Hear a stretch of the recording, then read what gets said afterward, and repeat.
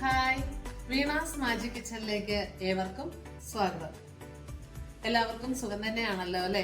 മഴയൊക്കെയാണ് എല്ലായിടത്തും. എല്ലാവരും സേഫ് ആയിട്ടിരിക്കുക. 2 ദിവസമായിട്ട് എനിക്ക് വീഡിയോസ് ഒന്നും ചെയ്യാനായിട്ട് പറ്റിയിട്ടുണ്ടായിരുന്നില്ല. ഇന്ന് ഞാൻ തയ്യാറാക്കാൻ പോകുന്നത് ഒരു ചിക്കൻ ഫ്രൈ ആണ്.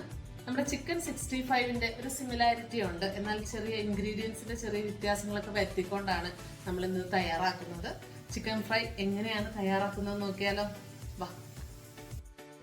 ചിക്കൻ ഫ്രൈ തയ്യാറാക്കുന്നതിന് ഞാനിവിടെ എടുത്തിട്ടുള്ളത് 250 ഗ്രാം ചിക്കനാണ്. നമ്മളിവിടെ ചിക്കൻ കറി വെക്കാനായിട്ട് എടുത്ത സമയത്ത് കുറച്ചെടുത്ത് മാറ്റി വെച്ചിട്ടുണ്ടായിരുന്നതാണ്. അത് നന്നായിട്ട് കഴുകി നമ്മൾ എടുത്തിട്ടുണ്ട്. ഇനി ഇതിലേക്ക് നമ്മൾ 1 ടേബിൾ സ്പൂൺ തൈര്, നല്ല കട്ടിയുള്ള തൈരാണ്, പുളിയില്ലാത്ത തൈരാണ്, അത് ചേർത്ത് നന്നായിട്ട് മിക്സ് ചെയ്ത് നമുക്കൊരു 10-15 മിനിറ്റ് നമുക്കൊന്ന് റെസ്റ്റ് ചെയ്യാൻ വെക്കാം.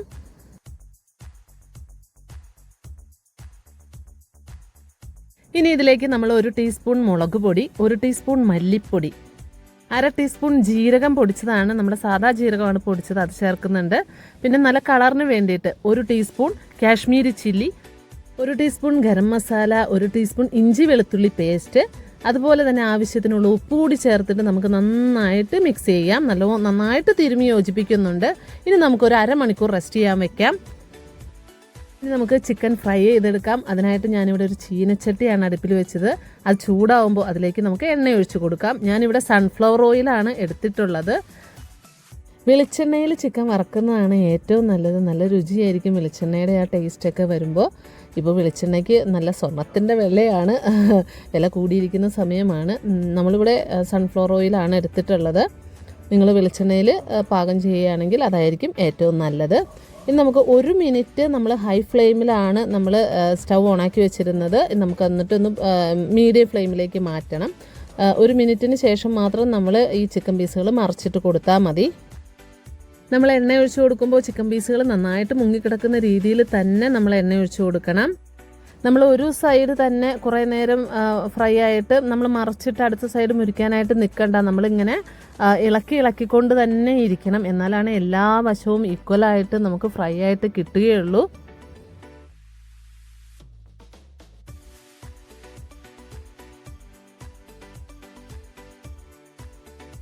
ഇപ്പോൾ നമ്മുടെ ചിക്കൻ കഷ്ണങ്ങളൊക്കെ നല്ലതുപോലെ ഫ്രൈ ആയി വന്നിട്ടുണ്ട്. ഇതിലേക്ക് നമുക്ക് കറിവേപ്പില ചേർത്ത് കൊടുക്കാം. ആവശ്യമെങ്കിൽ നമുക്ക് പച്ചമുളക് കീറിയും ഈ സമയത്ത് ചേർത്ത് കൊടുക്കാം കേട്ടോ.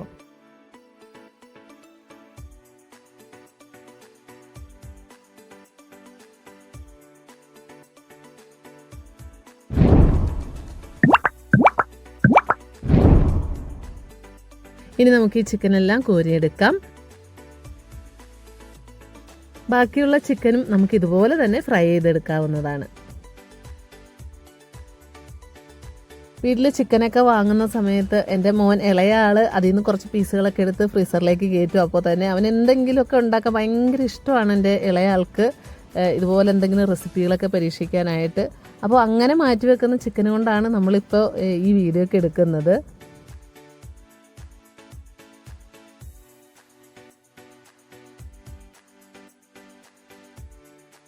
ഇപ്പോൾ നമ്മുടെ വളരെ ടേസ്റ്റി ആയിട്ടുള്ള, പുറമേയൊക്കെ നന്നായിട്ട് മുരിഞ്ഞിട്ടുള്ള, ഉള്ളിൽ നല്ല ജ്യൂസി ആയിട്ടുള്ള ചിക്കൻ ഫ്രൈ ഇവിടെ റെഡി ആയിട്ടുണ്ട്. നിങ്ങളെല്ലാവരും വീട്ടിലിതൊന്ന് ട്രൈ ചെയ്ത് നോക്കണേ. താങ്ക്